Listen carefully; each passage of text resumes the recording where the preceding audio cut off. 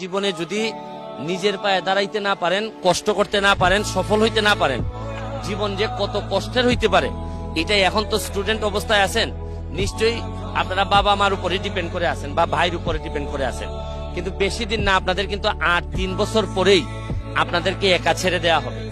সুতরাং এর পরবর্তী জীবনটা যেন কষ্টের না হয়। এবং এখন তো বাবা মার সাথে থাকেন, মানুষ এখনো আপনার সাথে বেইমানি করা শুরু করে নাই। যেদিনই আপনি বাবা মার কাছ থেকে একটু সরে যাবেন, দেখবেন যে কি পরিমাণ এই বাংলাদেশে বিশেষ করে আপনি এত বেশি লোকজনের সাথে দেখা হবে আপনার, দেখবেন যে এরা কারণে অকারণে আপনার সাথ ছেড়ে যাবে, আপনার দুঃসময়ে আপনাকে ছেড়ে যাবে এবং আপনাকে একদম পথে বসাই দিবে। আর একটা কথা, লাস্ট কথা বলে যাই, ঘাম কখনো প্রতারণা করে না। যে জায়গায় পারেন ঘামের মধ্য দিয়ে যদি সফলতা অর্জন করতে পারেন, মনে রাখবেন আপনাকে দিয়ে কিন্তু ইতিহাস বদলানো সম্ভব। আমি জীবনে যত ঘাম ফেলছি, আমার কাছে মনে হয় যে আমার